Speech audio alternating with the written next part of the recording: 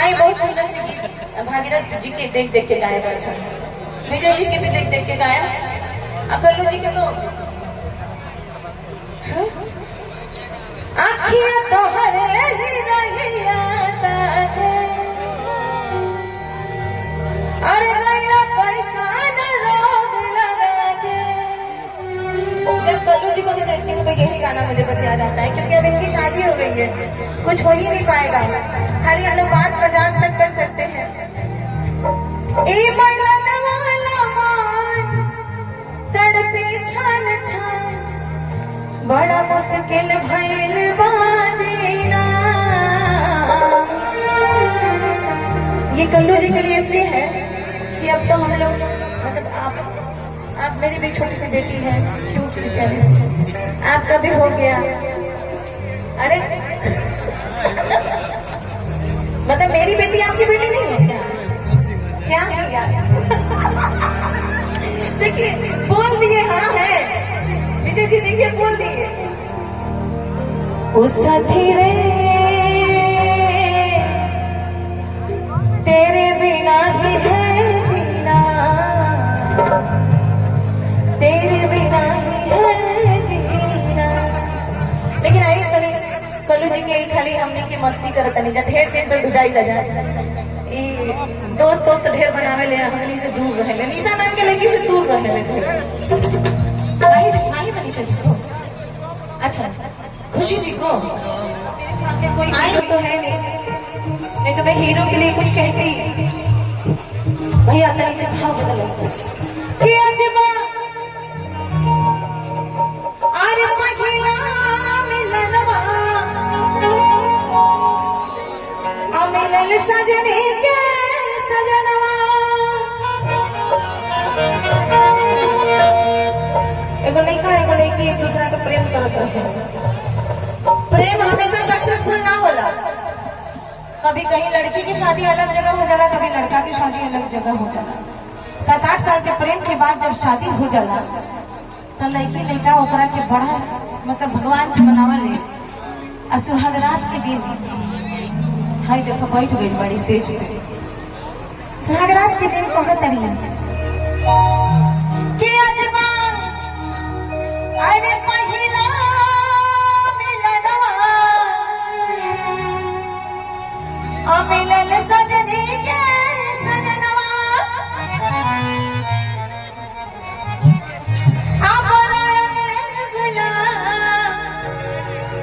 जस खिलल बा बदनवा कि सुनी सुनी भगवान, अरे सुनी सुनी भगवान जन बिहान होख दी कि आज राजा जी के करवे में सियान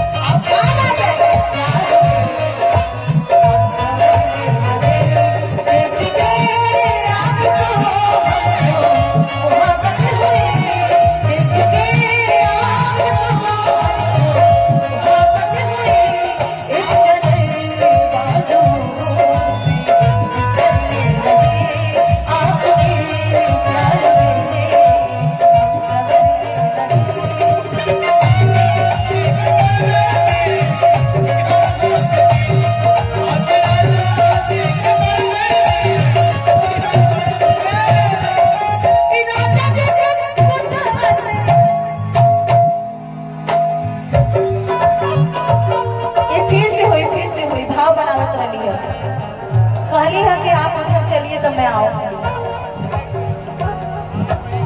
क्या बात है, आपको बुला रहे हैं।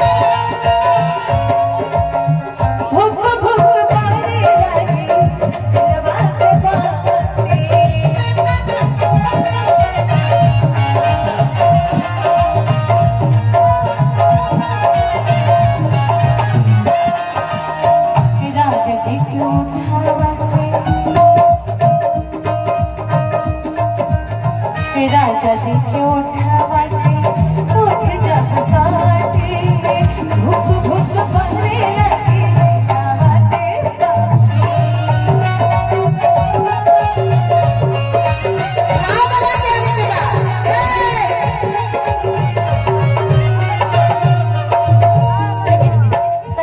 मुर्गी मार के अब मुर्गी वाला भैया भाव दे दे तनी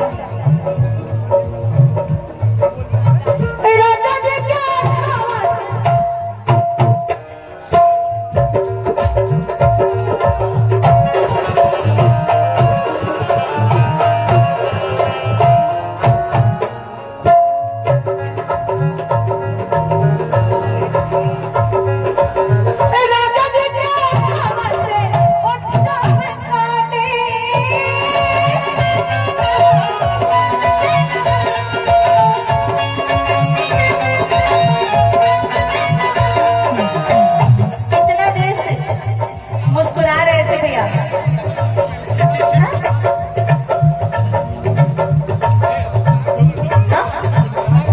अच्छा, दुल्हा के बड़े भाई इतने देर से ये मुस्कुरा रहे थे भजन में मेरे, इन्होंने जरा सा भी मुस्कुराए नहीं, सिर्फ सुन रहे थे क्योंकि भगवान का था, मजबूरी थी। लेकिन असली अब इनको आया है जब उठवा से उठवा सटल मजा।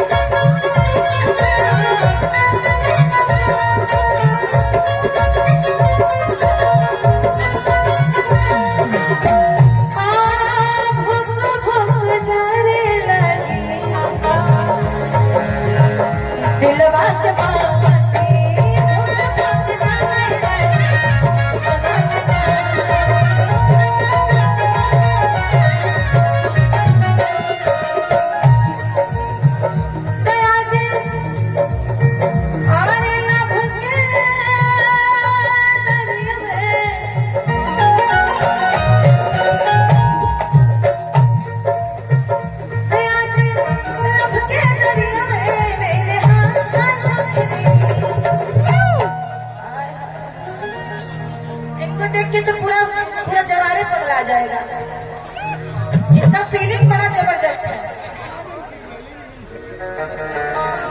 कहा लोगन बतियावा तरह हमारा बुझात देखे, हमारा लागत है जैसे खुशुर खुशुर कर था। विजय जी तो हमको देख के खुश हो रहे हैं, ये पता है, मन में उनके बड़ी खुशी हो रही है, उनको मजा भी आ रहा है, मुझे पता है।